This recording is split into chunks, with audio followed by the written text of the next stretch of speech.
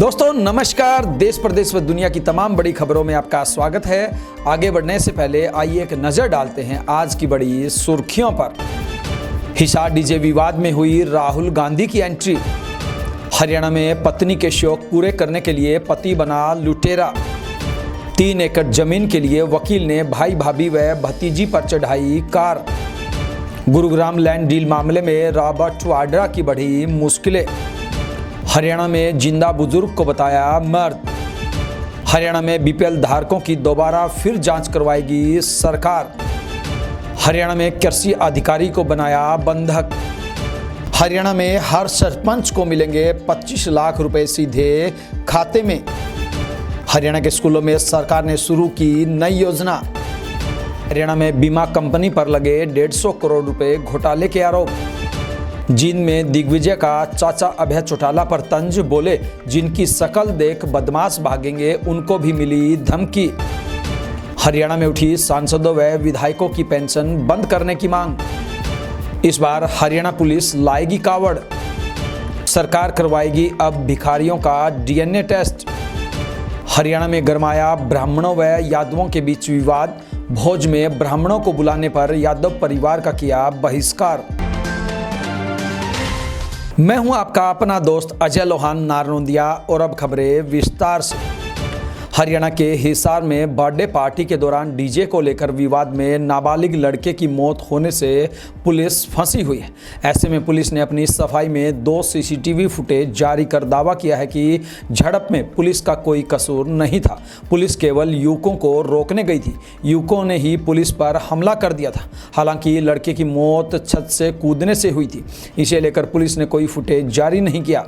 Police ने यह जरूर कहा कि जिस लड़के गणेश की मौत हुई वह भी छत पर दोस्तों के साथ ड्रिंक कर रहा था। इस मामले में कांग्रेस के वरिष्ठ नेता राहुल गांधी ने भी पीड़ित परिवार के लिए न्याय की मांग करते हुए सोशल मीडिया पर लंबा पोस्ट लिखा है। उसमें राहुल गांधी ने कहा कि गणेश की हत्या और उसके परिवार के साथ हुई बर्बरता सिर्फ एक अपराध नहीं है, यह बीजेपी आरएसएस के मनुवादी सिस्टम का वह घिनौना चेहरा है जो आज भारत में बहुजनों के जीवन को सस्ता समझता है। आइए बात करते हैं एक पति कैसे पत्नी के लिए लुटेरा बन गया। जी हां, हरियाणा में लव मैरिज कर पत्नी के शौक पूरे करने के लिए एक युवक लुटेरा बन गया। उसने अपने ही ज्वेलर रिश्तेदार से 50 लाख रुपए की लूट कर डाली, जिसमें ज्वेलर के पास काम करने वाले कारीगर को भी लालच देकर मिला लिया। यही नहीं, लूटपाट के वक्त ज्वेलर से पूरी तरह मारपीट भी कर डाली। हालांकि पुलिस से ज़्यादा देर तक इनका गैंग बच नहीं पाया। पुलिस ने कोल से मास्टरमाइंड समेत उसके 6 साथी अरेस्ट कर लिए, जिसके बाद पूरी साजिश का खुलासा हुआ। इनका एक साथी फरार है जो पानीपत का रहने वाला है। पंजाब के मोगा जिले में एक परिवार के बीच कुछ समय से चल रहे जमीन विवाद ने हिंसक रूप ले लिया। एक भाई ने अपने ही बड़े भाई, भाभी और भतीजी पर कार चढ़ा दी। इससे तीनों घायल हो गए। खून से लथपथ तीनों घायलों को मोगा के सिविल अस्पताल में भर्ती करवाया गया। यह घटना घर के बाहर लगे सीसीटीवी कैमरे में कैद हो गई। वीडियो में दिख रहा है कि एक महिला तेज रफ्तार कार से जान बचाने के लिए भागती है। फिर ये तेज रफ्तार कार बच्ची और उसके पिता को काफ़ी दूर से घसीट कर लाती है। इसके बाद उसकी मां भी गाड़ी की चपेट में आ जाती है। बच्ची के सिर और नाक पर चोट आई है, जबकि पिता भी गंभीर रूप से घायल है। थाना धर्मकोट पुलिस ने परिवार के बयानों पर आरोपी पति पत्नी पर मामला दर्ज कर कार्रवाई शुरू कर दी है।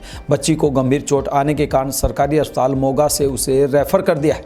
उसका इलाज मोगा के एक प्राइवेट अस्पताल में चल रहा है। हरियाणा के गुरुग्राम लैंड डील केस में ईडी ने बिजनेसमैन और कांग्रेस सांसद प्रियंका गांधी के पति रॉबर्ट वाड्रा के खिलाफ चार्जशीट पेश की है। यह चार्जशीट लैंड डील से जुड़े मनी लॉन्ड्रिंग केस में पेश की गई है। यह पहली बार है कि किसी भी जांच एजेंसी ने किसी आपराधिक मामले में रॉबर्ट वाड्रा के खिलाफ चार्जशीट दायर की हो। वाड्रा के अलावा इस चार्जशीट में कई अन्य लोगों के साथ कंपनियों के नाम भी शामिल है।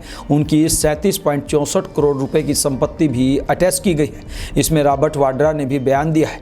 उनकी ऑफिस की ओर से जारी बयान में कहा गया है, वाड्रा जांच में पूरा सहयोग करेंगे। वह निर्दोष है और मौजूदा सरकार की राजनीति का शिकार हो रहे।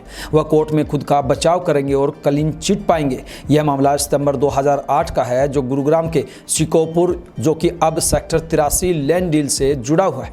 इस केस में रॉबर्ट वाड्रा के साथ हरियाणा के तत्कालीन मुख्यमंत्री Bhupendra Singh Hooda, real estate company DLF और एक प्रॉपर्टी डीलर के खिलाफ साल 2018 में FIR दर्ज की गई थी। FIR में भ्रष्टाचार, जालसाजी और धोखाधड़ी सहित अन्य आरोप लगाए गए हैं।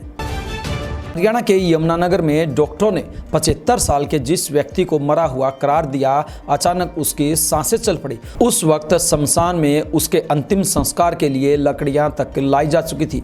घर में रिश्तेदार विलाप कर रहे थे। उसे अर्थी पर लिटा शमशान ले जाने की तैयारी थी। इससे पहले शरीर को शुद्ध करने के लिए नहलाया जा रहा था। जब परिजनों ने उसके मुंह से वेंटिलेटर की पाइप निकाली तो उसकी सांसें चल पड़ी। पहले परिजनों को लगा कि उन्हें वहम हो रहा है, फिर उसने आंखें खोल ली और एक गिलास पानी भी पिया।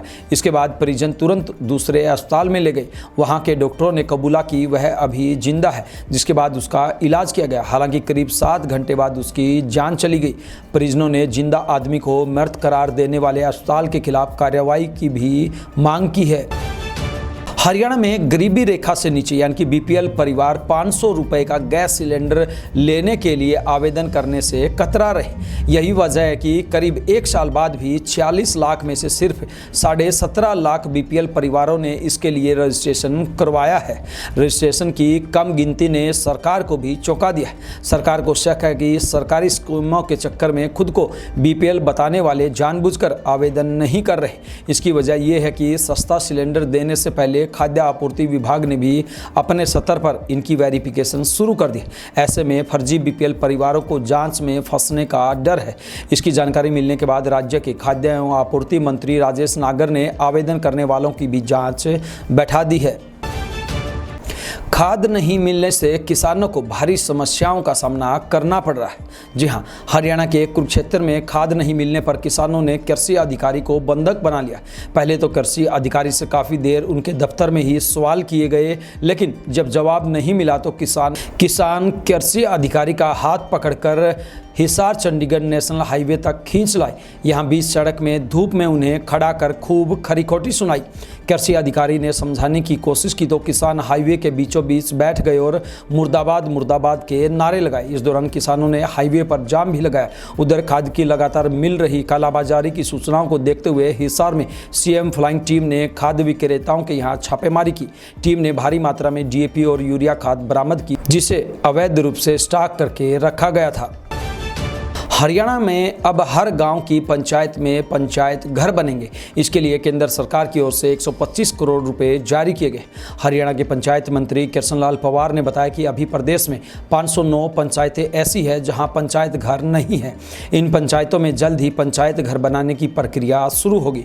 विभागीय मंत्री ने बताया कि प्रत्येक सरपंच को 25 लाख रुपए पंचायत विभाग देगा। 21 लाख रुपए से पंचायत घर बनाया जाएगा। इसके बाद 4 लाख रुपए से पंचायत घर के लिए फर्नीचर की व्यवस्था की जाएगी। 3 महीने में यह पंचायत घर बनाने का लक्ष्य रखा गया है। लक्ष्य पूरा होने पर 1000 गांव में और भी पंचायत घरों को बनाया जाएगा। पंचायत मंत्री कृष्णलाल पंवार ने बताया कि नए पंचायत भवनों के साथ ही पुराने भवनों का भी नवीनीकरण किया जाएगा। हालांकि उससे पहले ऐसे भवनों की पहचान के लिए सर्वे किया जाएगा। जिन पंचायत भवन की हालात ज़्यादा खराब है उनकी जगह नए पंचायत घर बनाए जाएंगे।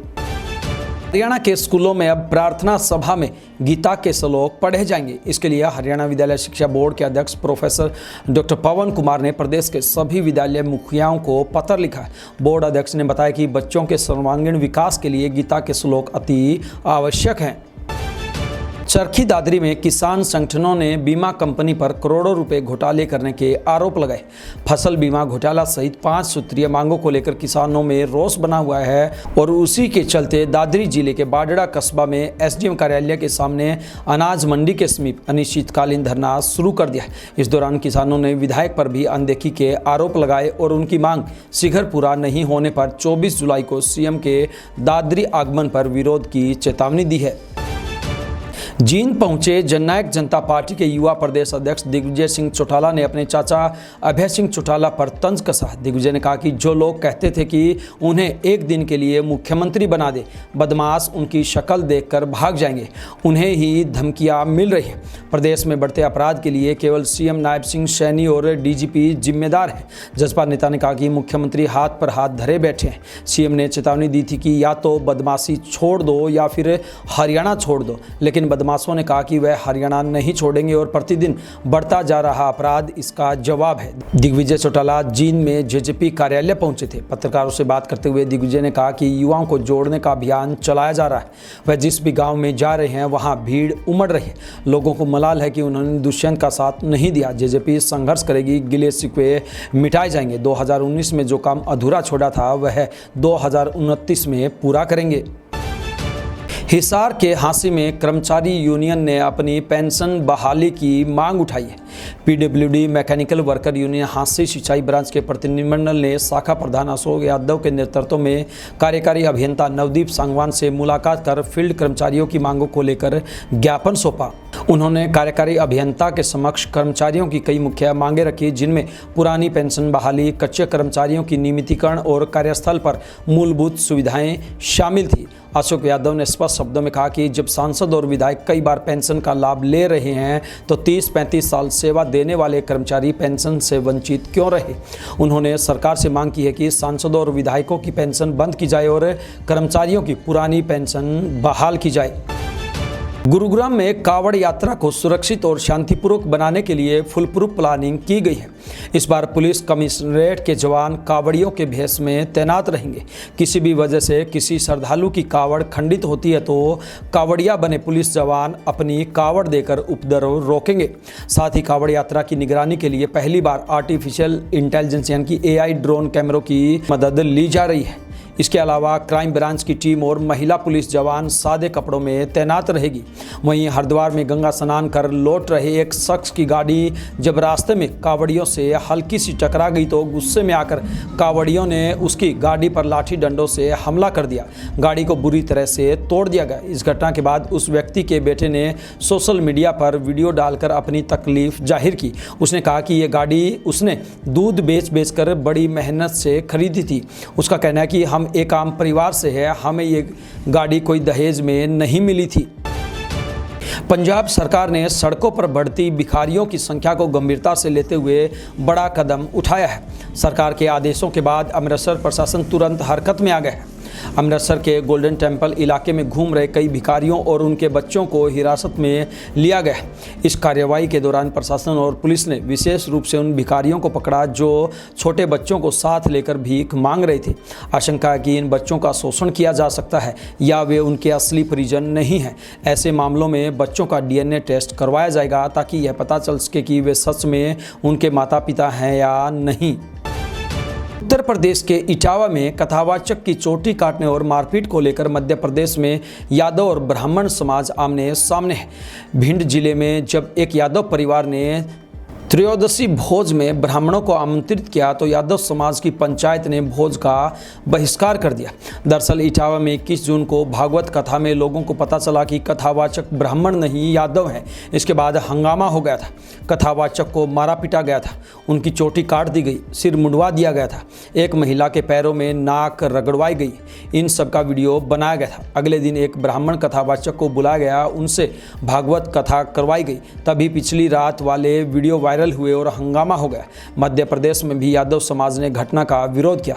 भिंड जिले में समाज के लोगों ने फैसला लिया कि ब्राह्मणों से कर्मकांड नहीं करवाएंगे। यदि कोई यादव परिवार ब्राह्मणों से पूजा कराता है तो उसका समाज से बहिष्कार किया जाएगा। ये थी बिंदास हरियाणा पर बड़ी खबरें। अब दीजिए आपके अपने साथी अजय लोहान नारनौंदिया को इजाजत। नमस्कार।